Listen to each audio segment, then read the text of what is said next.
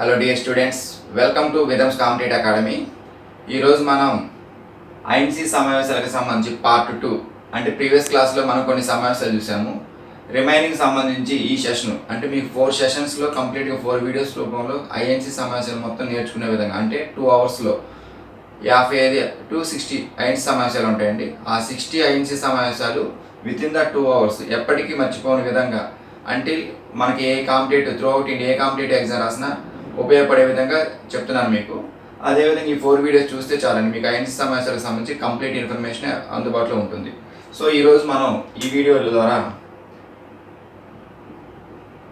నెహ్రూ, జవహర్లాల్ నెహ్రూ అండి, జవహర్లాల్ నెహ్రూ, సుభాష్ చంద్రబోస్, తర్వాత మనకి జేబీ కృపలాని, పట్టాభి సీతారామయ్య, మౌలానా ఆజాద్, ఈ 5 పర్సన్స్ గురించి తెలుసుకుందామండి. ఎందుకంటే ఇంతకుముందు ఎగ్జామ్లో క్వశ్చన్స్ అడిగేటప్పుడు ఐఎన్సీ సమావేశం అధ్యక్షుడు ఎప్పుడు అధ్యక్షుడు ఎవరు, ఎప్పుడు జరిగిందని అడిగారు. ఇప్పుడు ఐఎన్సీ సమావేశంలో తీసుకున్న తీర్మానాలు వెరీ వెరీ మోస్ట్ ఇంపార్టెంట్ అండి. ఎందుకంటే అప్పుడు తీసుకున్న తీర్మానాలు ఇప్పటికి మనకు కంటిన్యూ అవుతుంటాయి. సో దాన్ని బేస్ చేసుకొని బేసిక్ నుంచి ఇప్పటివరకు అడుగుతుంటారు. సో అలాంటి ఇన్ఫర్మేషన్ని పర్సన్స్ వైజ్గా నీట్గా ఇన్ఫర్మేషన్ మీకు ఇస్తానండి. ఫస్ట్గా మనం జవహర్లాల్ నెహ్రూ గురించి చూద్దామండి. జవహర్లాల్ నెహ్రూ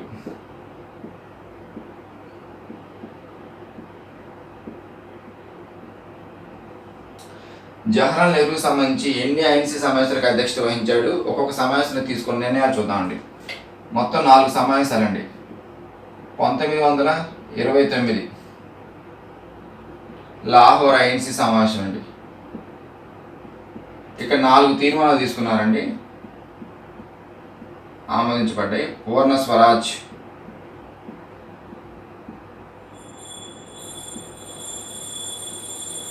ప్రతి సంవత్సరం జనవరి 26ను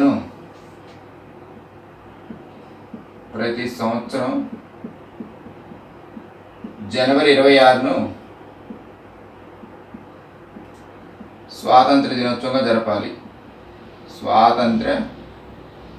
దినోత్సవంగా జరపాలి.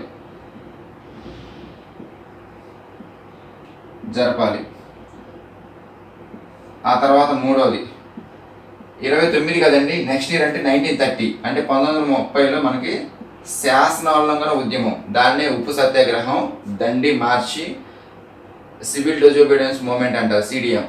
ఇన్ని పేర్లు ఉంటాయండి.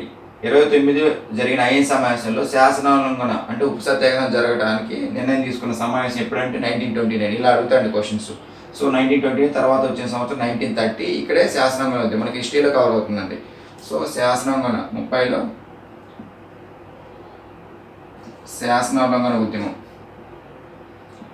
శాసనోల్లంఘన ఉద్యమం ప్రారంభించాలని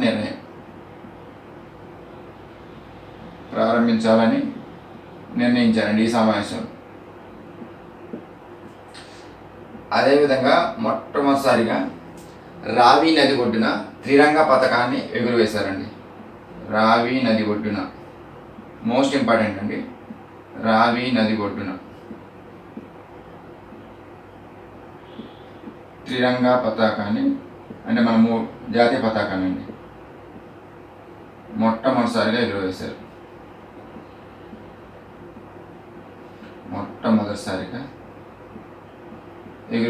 ఈ నది ఒడ్డున, రావి నది ఒడ్డున.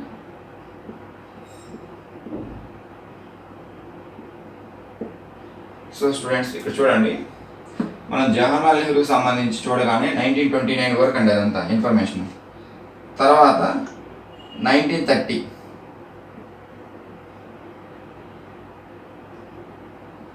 శాసనంలో జరిగింది కానీ నెక్స్ట్ 30లో అందుకని ఐఎన్సీ సమావేశం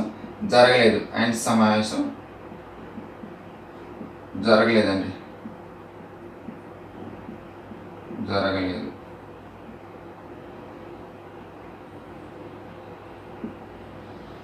తర్వాత 29-30 కంటిన్యూ చేసిన తర్వాత మూడో సమావేశం 1936, నాలుగవది 1937 అండి. 1936 లక్నో ఐఎన్సీ సమావేశం లక్నోలో జరిగిందండి. సామ్యవాదం అనే పదం అండి. సోషలిస్టిక్ వెరీ వెరీ ఇంపార్టెంట్ అండి. సామ్యవాదం అనే పదం మొదటిసారిగా వాడారండి, సామ్యవాదం అనే పదం. ఆ తర్వాత లక్నోలో ఇంకోటి, ఇది 36 కదండి. మొట్టమొదటిసారిగా ఎన్నికలు 1937లో జరిగినాయండి, అంటే బిఫోర్ ఇండిపెండెన్స్ సంబంధించి. సో 37 ఎన్నికల్లో పాల్గొనాలని, 36 అంటే మనం ఏదైనా నెక్స్ట్ ఇయర్ చేయాలనుకుంటే బిఫోర్ ఇయర్లో డెసిషన్ తీసుకుంటాం కాబట్టి వాటికి సంబంధించి ప్లానింగ్. సో 36 ఐఎన్సీ సమావేశం అంటే లక్నో ఐఎన్సీ సమావేశంలో 37 ఎన్నికల్లో పాల్గొనాలి. అంటే అప్పటి వరకు ఎన్నికల్లో పార్టిసిపేట్ చేయలేదు. ఆ ఫస్ట్ టైం జరిగే ఎన్నికల్లో ఐఎన్సీ తరఫున కూడా ఎన్నికల్లో పార్టిసిపేట్ చేయాలని నిర్ణయం తీసుకున్నారు. సో 37 ఇక్కడ ఏ అనుకోండి, ఇది బి. 37 ఎన్నికల్లో పాల్గొనాలి అంటే 2 నిర్ణయాలు తీసుకున్నారండి. 36 ఐఎన్సీ సమావేశం 36 కాబట్టి 37 ఒకటి స్వామ్యవాదం అనే పదం వెరీ వెరీ ఇంపార్టెంట్ అండి. ఎన్నికల్లో పాల్గొనాలి. ఆ తర్వాత 37కి సంబంధించి ఫైజాపూర్ అండి.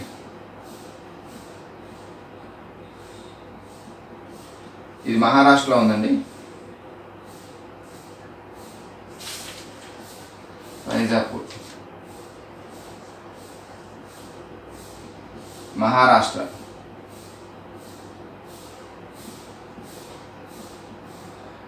గ్రామంలో జరిగిన ఏకైక ఐఎన్సీ సమావేశం అండి. గ్రామంలో జరిగిన ఏకైక ఐఎన్సీ సమావేశం ఒక గ్రామంలో జరిగిందండి. ఏకైక సమావేశం గ్రామంలో జరిగిన ఏకైక ఐఎన్సీ సమావేశం ఎక్కడ అంటే అన్ని పట్టణాల్లో నగరాల్లో జరిగినాయండి. బట్ ఫైజాపూర్ 1937లో గ్రామంలో జరిగిన ఏకైక ఐఎన్సీ సమావేశం అంటది. సో ఇది స్టూడెంట్స్ జవహర్లాల్ నెహ్రూకి సంబంధించి 1929 లాహోరు. తర్వాత 30లో ఐఎన్సీ సమావేశం జరగలేదు, ఎక్కడ జరగలేదు అందుకని ఎక్కడనేది రాయలేదు. 1936 ఎందుకు జరగలేదంటే శాసనోల్లంఘన ఉద్యమం ఎప్పటి నుంచి అండి 30లో అనుకున్నాం కదా, ఆ 30లో జరగడం కారణంగా అరెస్టులు చేయడం వల్ల కుదరలేదు. 1936, 37 లక్నో ఫైజాపూర్ అనేది మహారాష్ట్రలో ఉందండి. గ్రామంలో జరిగిన ఏకైక ఐఎన్సీ సమావేశం. లక్నో సంబంధించి 2 డెసిషన్ తీసుకున్నారండి. సామ్యవాదం అనే పదం సోషలిజం దానికి సంబంధించిన మొట్టమొదటిసారిగా పదం 1937 36 జరిగిన సమావేశంలో 37లో జరిగే ఎన్నికల్లో పార్టిసిపేట్ చేయాలని చెప్పడం నిర్ణయం తీసుకోవడం జరిగింది. సో నెహ్రూకి సంబంధించి ఈ 4 అండి. టోటల్గా ఐఎన్సీ సమావేశాల్లో నెహ్రూ అంటే ఇంతే ఇన్ఫర్మేషన్ ఉంటుంది. మీరు పూర్ణ స్వరాజ్ ఏ సమావేశం, లాహోర్ ఐఎన్సీ సమావేశం. ప్రతి సంవత్సరం జనవరి 20 స్వాతంత్ర దినోత్సవం. అంతకుముందు ఇప్పుడంటే మన రిపబ్లిక్ డే, ఇండిపెండెన్స్ డే, అక్కడ మన స్వాతంత్రమే లేదు కాబట్టి దాన్ని స్వాతంత్ర దినోత్సవంగా ఇప్పుడు మనం దీన్ని దేని జరుపుకుందామంటే జనవరి 20 ప్రస్తుతం రిపబ్లిక్ డేగా జరుపుకుంటున్నాం. రిపబ్లిక్ డే గణతంత్ర దినోత్సవంగా జరుపుకుంటున్నామండి. ప్రతి సంవత్సరం ఈ గణతంత్ర దినోత్సవానికి ఏదో ఒక దేశం నుంచి ఒక గెస్ట్ని మన హోస్ట్గా పిలుస్తామండి, అతిథిని. దాని ప్రకారం మనకు ఎప్పుడు బిట్స్ వస్తూనే ఉంటాయి. రిపబ్లిక్ డే గణతంత్ర దినోత్సవంగా జరుపుకోండి ఈ స్వాతంత్ర దినోత్సవాన్ని అప్పట్లో, ఎందుకంటే బిఫోర్ ఇండిపెండెన్స్ కాబట్టి. జనవరి 30 శాసనవేత్తం రావి నది ఒడ్డున త్రిరంగా పతాకాన్ని మొట్టమొదటిసారిగా ఎగురవేశారు. దీనికి ఎదురుగా మనం నోటను రాసుకొని ఈ త్రిరంగా పతాకాన్ని మన జాతీయ పతాకాన్ని ఎవరైనా తయారు చేసింది పింగళి వెంకయ్య, విజయవాడ కృష్ణా జిల్లా సంబంధించి. ఆయన ఏ సంవత్సరంలో గాంధీజీ గారికి ఇచ్చండి? గాంధీజీ గారు మన ఆంధ్ర పర్యటనలో భాగంగా విజయవాడ వస్తారండి 1921లో. పింగళి వెంకయ్య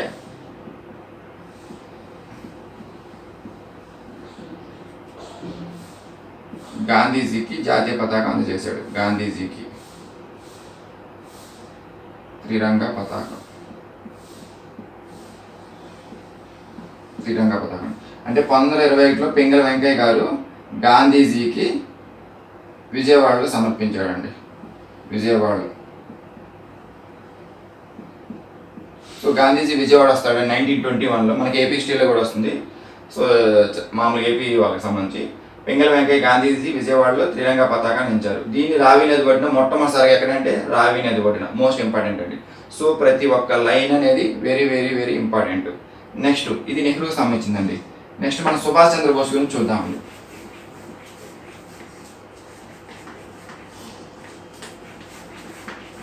సుభాష్ చంద్రబోస్ సుభాష్ చంద్రబోస్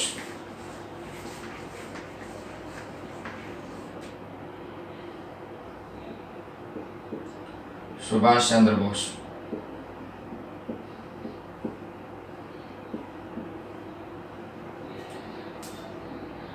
రెండు సమావేశాలండి. 1938 హరిపూర్ అండి, ఇది మహారాష్ట్రలో ఉందండి. రెండవది 1939 త్రిపుర ఎన్సీ సమావేశం, హరిపూర్ త్రిపుర. ఈ హరిపూర్ సమావేశంలోనే సుభాష్ చంద్రబోస్ మొట్టమొదటిసారిగా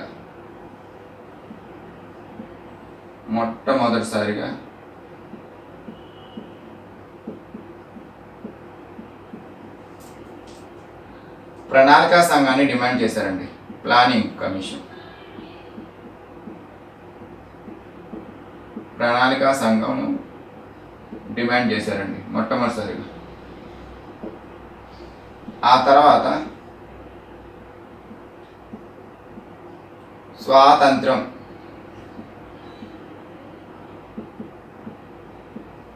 అనే పదం అండి మొట్టమొదటిసారిగా నిర్వచించబడింది.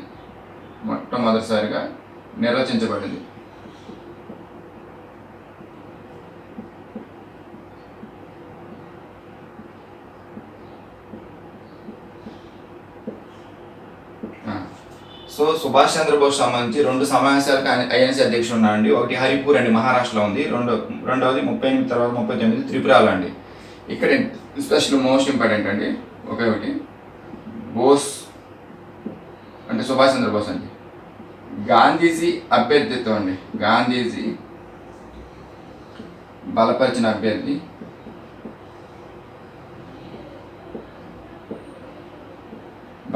అభ్యర్థి అయిన పట్టాభి సీతారామయ్య అండి.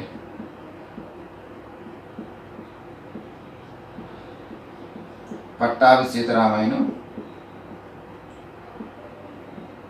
ఓడించాడండి. అంటే ఇక్కడ చూడండి, హరిపూర్ ఐఎన్సీ సమావేశం త్రిపుర. ఈ సుభాష్ చంద్రబోస్ గాంధీజీ ఐఎన్సీ ఎన్నికల పార్టిసిపేషన్ బోస్కి ఎదురుగా ఆపోజిట్లో ఎన్నికలు జరిగినాయి, ఇద్దరు అంటే ఏకగ్రీవం కాకుండా. అప్పుడు ఎవరు? గాంధీజీ తరపున గాంధీజీ బలపరిచిన అభ్యర్థి ఎవరు? పట్టాభి సీతారామయ్య. గాంధీజీ బలపరిచిన అభ్యర్థి అయినటువంటి పట్టాభి సీతారామయ్య కూడా ఎవరి చేతిలో ఓడిపోయింది? సుభాష్ చంద్రబోస్ చేతిలో ఓడిపోయాడు. ఆ తర్వాత అనీజీగా ఫీల్ అయిపోయిన తర్వాత సుభాష్ చంద్రబోస్ గారు రాజీనామా చేస్తారండి. ఆ తర్వాత కారణాలు వేరే హిస్టరీలో. సో ప్రస్తుతానికైతే ఎన్నికైంది మాత్రం సుభాష్ చంద్రబోస్. ఈయన గాంధీజీ బలపరిచిన అభ్యర్థిని ఓడిపోయింది పట్టాభి సీతారామయ్య. ఐఎన్సీ ఎన్నికలు అని అడుగుతారండి. ఐఎన్సీ ఎన్నికలు మామూలు ఎలక్షన్స్ కాదండి. ఐఎన్సీ ఎన్నికలు అంటే 1939 త్రిపుర ఐఎన్సీ సమావేశం. వెరీ మోస్ట్ ఇంపార్టెంట్, ఎందుకంటే ఇది చాలా ఇష్యూ కూడా అయింది కాబట్టి. సో వీటికి సంబంధించి సుభాష్ చంద్రబోస్ అనగానే 38, 39 హరిపూర్ మహారాష్ట్ర ఐఎన్సీ సమావేశం అధ్యక్షత త్రిపురలో కూడా మొట్టమొదటిసారిగా ప్రణాళికా సంఘం కొరకు డిమాండ్ చేసింది సుభాష్ చంద్రబోస్. స్వాతంత్ర అనే పదం గురించి మొట్టమొదటిసారిగా నిర్వచించబడింది, అంటే ఇండిపెండెన్స్ అంటే దానికి మీనింగ్ అనమాట. తర్వాత బోస్ గాంధీజీ బలపరిచిన అభ్యర్థి అయిన పట్టాభి సీతారామయ్యను ఓడించాడు. సుభాష్ చంద్రబోస్ సంబంధించిన ఇన్ఫర్మేషన్ ఇదండి. నెక్స్ట్ మౌలానా ఆజాద్కి సంబంధించి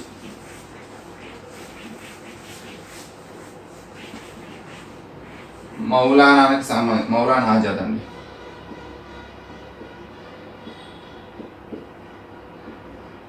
మౌలానా ఆజాద్ 1940 ఐఎన్సీ సమావేశానికి అధ్యక్షత వహించాడండి. రాయ్ గారు వ్యక్తిగత సత్యాగ్రహం ప్రారంభించుటకు ఆమోదం. వ్యక్తిగత సత్యాగ్రహం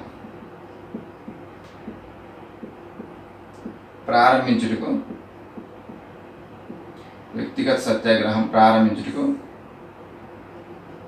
ఆమోదం లభ్యమైనది. అంటే మనం అప్పట్లో ఏం చేయాలని సరే వీళ్ళు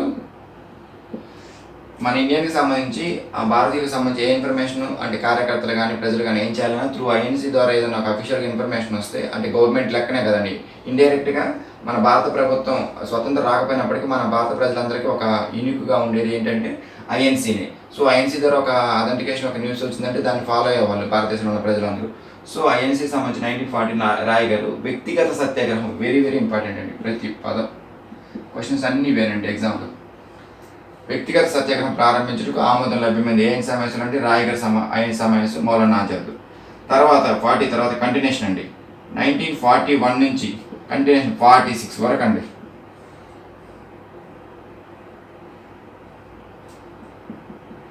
ఐఎన్సీ సమావేశం జరగలేదు. అధ్యక్షుడిగా ఇతనే ఉన్నాడండి, మౌలానా ఆజాదే. సమావేశాలు జరగలేదు. ఆ 6 years 5 years అండి. ఎందుకంటే అరెస్టుల కారణంగా.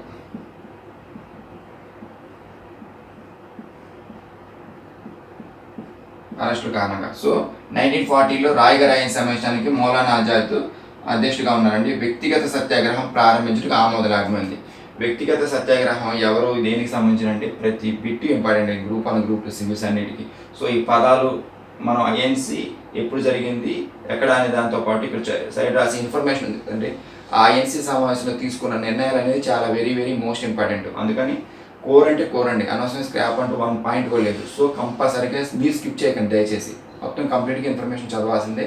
మీరు మైండ్లో ఎలా నేను రాస్తాను గట్రా ఆర్డర్లోనే లింక్ చేసి దీన్ని ఈజీగా చదువుకోండి, మీరు ఇబ్బంది పడాల్సిన అవసరం లేదు. మొత్తం 5 సమావేశాల్లో 40 కంటిన్యూషన్ 41 46 అంతే. ఐఎన్సి సమావేశాలు జరగలేదు అరెస్టుల కారణంగా.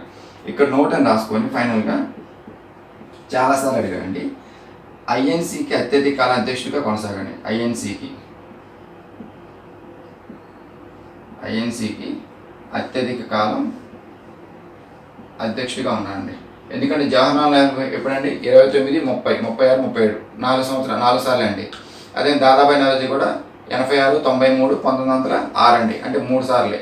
సో ఎక్కువగా అంటే అరెస్టులు జరిగిన ఐఎన్సీ జరగకపోయిన అధ్యక్షుడిగా అయితే అతనే కొనసాగాడు. 40 నుంచి 41, 46 మిడిల్ వరకు అధ్యక్షుడిగా ఐఎన్సీకి అత్యధిక కాలం అధ్యక్షుడిగా ఉన్నారు. ఇది మౌలానా ఆజాద్కి సంబంధించి.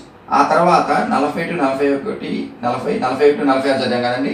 దీని కంటిన్యూషన్లో భాగంగా ఈ తర్వాత ఎవరు వచ్చారు అంటే ఇండిపెండెన్స్ దగ్గరగా ఉండండి, అంటే స్వాతంత్రం వచ్చినప్పుడు ఎవరు ఉన్నారు, స్వాతంత్రం వచ్చిన తర్వాత ఎవరో చూస్తే మీకు ఒక ఇన్ఫర్మేషన్ అర్థమైంది. ఇప్పుడు జేబీ కృపలాని అండి. మౌలానా ఆజాద్ 46 మిడిల్ వరకు ఉన్నారండి. జేబీ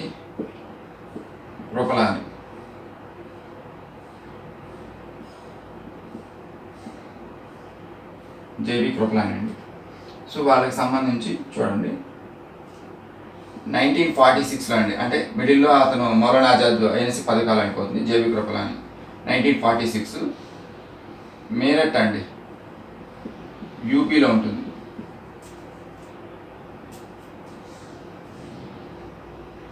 భారతదేశానికి స్వాతంత్రం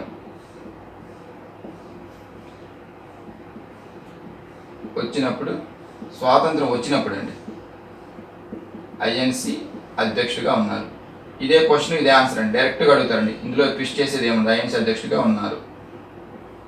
సో భారతదేశానికి స్వాతంత్రం వచ్చినప్పుడు ఐఎన్సి అధ్యక్షుడు ఎవరున్నారు, జేబీ కృపలాని. మీరు గుర్తుపెట్టుకోండి, జేబీ కృపలాని సార్ ఉన్నారు, ఆర్సీ రెడ్డిలో ఫేమస్ ఫ్యాకల్టీ, పబ్లిక్ అడ్మినిస్ట్రేషన్ చెప్తారు అని గుర్తుపెట్టుకోండి, ఎందుకంటే తర్వాత దాని కూడా గుర్తుపెట్టుకోవాలి కాబట్టి. జేబీ కృపలాని 1946 అండి, మిడిల్లో అంటే మౌలానా ఆజాద్ 46 అని చెప్పాను, ఆయన మధ్యలోనే అయిపోతుంది పదవి కాలం. తర్వాత అదే సంవత్సరం ఈయన అధ్యక్షుడిగా ఎన్నుకోబడతాడు. సో మీరట్ యూపీ భారతదేశానికి స్వాతంత్రం వచ్చినప్పుడు ఐఎన్సీ అధ్యక్షుడు. ఆ తర్వాత పట్టాభి సీతారామయ్య అండి. మనం ఆల్రెడీ సుభాష్ చంద్రబోస్ సంబంధించి ఓడిపోతాడు, మరొకసారి ఇక్కడ పార్టిసిపేట్ చేసినప్పుడు ఇక్కడ ఎన్నిక అవుతాడండి. పట్టాభి సీతారామయ్య 1948 అండి. జైపూర్ అండి, జైపూర్ ఐఎన్సీ సమావేశం. భారతదేశానికి స్వాతంత్రం వచ్చినప్పుడు, భారతదేశానికి స్వాతంత్రం వచ్చిన తర్వాత అండి, తర్వాత మొదటి ఐఎన్సీ అధ్యక్షుడు అండి. ఎందుకంటే స్వాతంత్రం వచ్చిన తర్వాత మొదటి ఐఎన్సీ అధ్యక్షుడు అంటే మీరు డబ్ల్యూసీ బెనర్జీకి వెళ్ళకూడదండి. స్వాతంత్రం వచ్చినప్పుడు, అందుకే అండర్లైన్ చేశాను. ఇక్కడ వచ్చిన తర్వాత బిఫోర్ ఆఫ్టర్ అండి, 2 వేరియేషన్స్ ఉన్నాయి. అంటే మీరు గుర్తుపెట్టుకోవాలనుకుంటే వీళ్ళిద్దరిని ఎలాగంటే, మీకు కృపాలా సార్ అని చెప్పాను కదండి, కృపాలా సార్ని ఆయన పట్టాభిషేకం చేస్తారని గుర్తుపెట్టుకుంటే కృపాలాని పట్టాభి సీతారామయ్య ఇద్దరు గుర్తొస్తారు. ఎందుకంటే ఇక్కడ అని కన్ఫ్యూజన్ రాకుండా మీరు కృపాలాని సార్ అంటే ఐడియా ఉన్న వాళ్ళకంటే లేకపోయినా పర్లేదు, ఈ వ్యక్తికి పట్టాభిషేకం చేశారనుకుంటే ఆ పేరుకే ఉంటుంది కదండి. ఫస్ట్ పట్టాభిషేకం తర్వాత పేరు కదా, శ్రీరాముడికి పట్టాభిషేకం అంటారు కదా, పట్టాభిషేకం శ్రీరాముడు అంటారు కదా. సో పేరు తర్వాతనే పట్టాభిషేకం వస్తుంది కాబట్టి చివరికి పట్టాభిషేకం జరిగిందని గుర్తుపెట్టుకోండి. ఈ పేరు మీరు గుర్తుపెట్టుకోవడానికి, ఎందుకంటే ఎగ్జామ్ అడిగినప్పుడు స్వాతంత్రం వచ్చినప్పుడు తర్వాత అంటే ముందు వ్యక్తి ఉంటాడండి, వ్యక్తికే పట్టాభిషేకం చేస్తాం కాబట్టి వ్యక్తికి ఇంపార్టెన్స్ ఇవ్వండి. కృపాలని ఇక్కడ పట్టాభి సీతారామయ్య. సో 1946, 1948 అండి. స్వాతంత్రం వచ్చినప్పుడు జేబీ కృపలాని, స్వాతంత్రం వచ్చిన తర్వాత ఐఎన్సీ అధ్యక్షుడు ఎవరంటే పట్టాభి సీతారామయ్య. స్వాతంత్రం వచ్చిన తర్వాత మొట్టమొదటి ఐఎన్సీ అధ్యక్షుడు అయినా కానీ డబ్ల్యూసీ బెనర్జీకి వెళ్ళకూడదండి. వాళ్ళు అడుగుతున్న దాంట్లో ఓడే చూడాలి. భారతదేశానికి స్వాతంత్రం వచ్చిన తర్వాత మొట్టమొదటి ఐఎన్సీ అధ్యక్షుడు. సో ఇలా మీరు ఇప్పుడు నేను చెప్పిన వాటికి సంబంధించి ఎవరెవరు ముఖ్యమైన వ్యక్తులు, వాళ్ళ ఇయర్స్, తర్వాత వాళ్ళకి ఐఎన్సీ సమావేశంలో తీసుకున్న నిర్ణయాలు కంప్లీట్ ఇన్ఫర్మేషన్ ఇచ్చానండి. సో నెక్స్ట్ క్లాస్లో రిమైనింగ్ ఉన్న వాటిని ఇంకో 2 సెషన్స్లో కంప్లీట్ చేస్తానండి. మీరు చేయాల్సిందల్లా వీడియోస్ని 4 వీడియోస్గా చేస్తే ఆ 4 హాఫ్ అన్ అవర్ అనుకోండి, 20 మినిట్స్ అనుకోండి, మ్యాక్సిమం 2 అవర్స్ కూడా ఉంటుందండి. 1 అవర్ 2 అవర్స్ మధ్యలో ఆ 2 అవర్స్ స్పెండ్ చేస్తే ఐఎన్సీ సమావేశం నేర్చుకోవచ్చు. అంటే మీరు ఇంతకుముందు చదివిన వాళ్ళకి ఐడియా ఉంటుంది. ఒక వారం చదివి ఉండొచ్చు, ఒక రోజు చదివి ఉండొచ్చు, లేదా ఒక నెల కూడా చదివి ఉండొచ్చు. అయినా మళ్ళీ చదువుతుండొచ్చు. అంటే మీరు చదివే విధానం కొంచెం చేంజ్ చేసుకొని నేను చెప్పిన విధంగా చదువుకుంటే విత్ ఇన్ ద వీడియోనే 2 అవర్స్ 1.5 అవర్లో అయిపోతుందండి ఐఎన్సీ సమావేశాలు. ఆ టాపిక్ సంబంధించి మీకు కంప్లీట్గా మీరు 1 గంటలో చదివితే అరగంటలో రివిజన్ చేయగలిగితే ఏ టాపిక్ అయినా అంతకన్నా బెటర్ ఏమి ఉంటుందండి. 10 చాప్టర్లో 16 గంటలు, అంటే ఒక సబ్జెక్ట్ మొత్తాన్ని కూడా 5 to 10 అవర్స్లో రివిజన్ చేసే అంత క్యాపబిలిటీ మీకు వస్తుందండి నేను చెప్పిన విధంగా చదివితే. కన్సైజ్ కంప్లీట్ ఇన్ఫర్మేషన్ అండి, ఏది చాయిస్ లేకుండానే. సో అలా ప్రతి చాప్టర్ని మీరు చదువుకొని రాసుకోగలిగితే కన్సల్ట్ చేసి చాలా ఈజీగా ఉంటుందండి. యూనివర్సిటీ మోడల్లో ఒక 10 to 15 చాప్టర్స్ ఉంటాయండి. ఒక్కొక్క చాప్టర్ని 1 or 2 అవర్స్లో చదివేటట్టు మీరు నేర్చుకోగలిగితే రివిజన్ కూడా అంతే అయిపోతుంది. అందుకే ఒక సబ్జెక్ట్ని ఒక హాఫ్ డే 1 డేలో చదివేస్తారు సివిల్స్ ఆస్పిరెంట్స్. ఎందుకంటే వాళ్ళు చదివే విధానం చదివిన తర్వాత ఇలా రాసుకుంటారండి. ఇది రాసితేనే మీకు ఈజీగా ఉంటుంది. సో ఆ రాసే బాధ లేకుండా కంప్లీట్ ఇన్ఫర్మేషన్ మీకు వీడియో రూపంలో అందిస్తున్నాను. మీరు చేయాల్సింది దీన్ని నోట్స్ రాసుకొని నేను చెప్పిన విధంగా చదవండి. ఎప్పటికీ మర్చిపోరు. మీకు ఎగ్జామ్లో మంచిగా మార్క్స్ రావడానికి అవకాశం ఉంటుంది. Okay students, thank you for watching. Please share and subscribe.